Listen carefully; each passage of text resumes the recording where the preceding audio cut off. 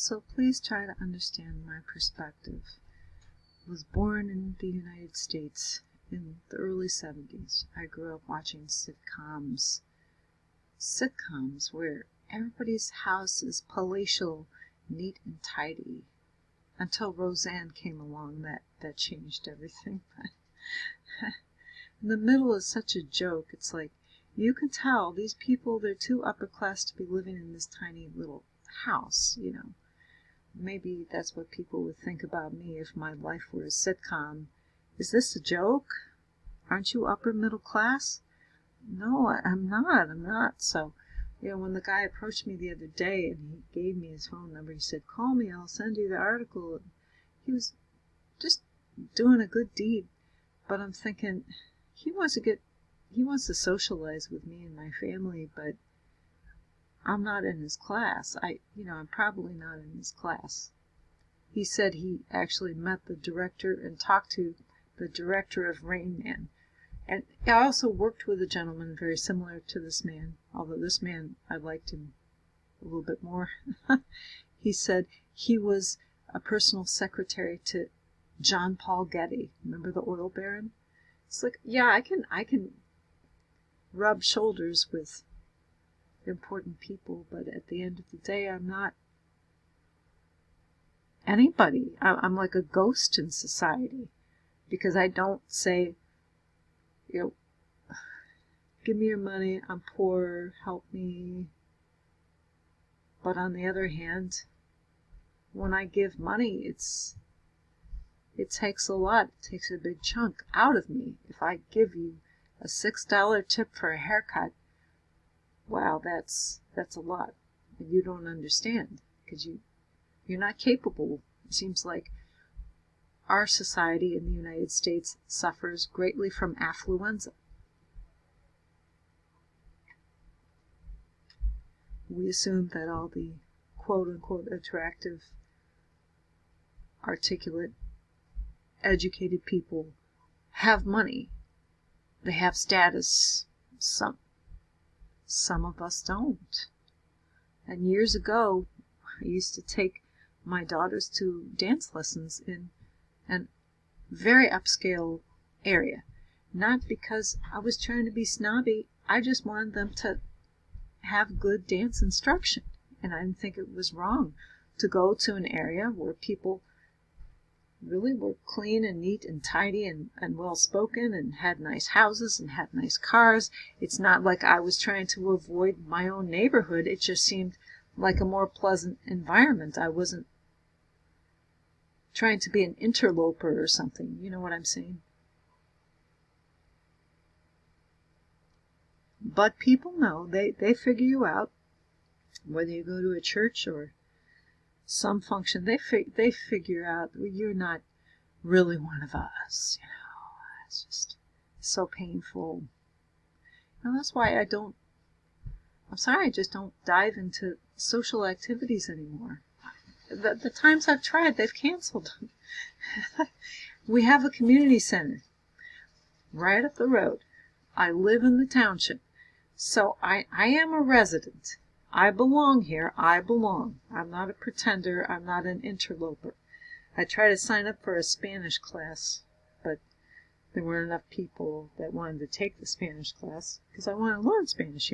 I've had Spanish in high school, but I don't know that much. Of course, they canceled it. Nobody was interested. I am not going to do a spinning class. It almost killed me. The one time they said it was cycling. It was spinning. It was like having a heart attack on a stationary bike. No, thank you very much. I'll sit on my recumbent bike with the old people discussing their Medicare, and I'll watch television if I'm going back to the community center because they have all these TVs. That's fine. I'm fine with being considered middle class. But let's talk about where I live, my actual neighborhood. Do I know? Well, I know one of the neighbors, but we're not really on good terms. You know why I think we're not on good terms anymore? Well, actually, I shouldn't say that. I did speak with her maybe about a month ago. She dropped off some stuff. That was very nice of her. Much appreciated. Much, much appreciated, dear. But over the years, she said, anytime you want to talk, just drop by. Well, it was like the day or the day after my brother committed suicide, I knocked on the door and nobody would come to the door, so I thought it really wasn't a sincere invitation, So, I mean, it's fine. I don't have any friends, it's fine.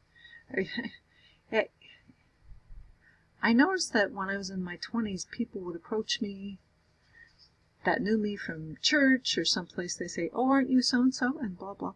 But when you're not in your 20s, when you're no cute little puppy or cute little kitten, people just keep their distance from you, I've noticed, especially if you don't have a lot of money, if there's nothing you can do for them. And then there is that notoriety which I have acquired. Well, I want to tell you, anybody that knows can vouch for me that there were people living in front of our house in a car for about 2.5 years. I don't know.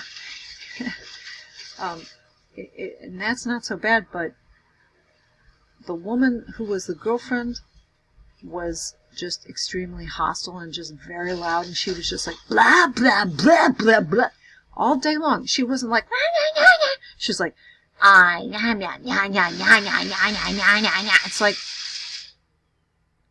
I don't understand why they haven't put her in a mental institution. Last I heard, she and that boyfriend of hers were arguing in the woods, because they go off to the woods to argue now, which is fine, but it's like, I don't think somebody like that should be loose. I mean, it started to wear on me. Yes, it tipped me over the edge. I'm not usually that kind of a person. I confronted him, and I confronted her. She punched me in the face a couple of times. Police didn't do anything about it. They think, well, you're just the kind of lower middle class white trash that gets into these kind of scraps and scrapes, aren't you? No, I'm not. I promise. But, so. And, going back to the other day, yeah, the guy gave me his number. It's like, I can't do this, because you know what? It's just going to be, you're going to find out I'm not what you think I am. I am the lowest of the low. And as I said years ago, I took my daughters to dance class in a very nice upscale area. Again, not to be snobby, it just seemed like a very good place.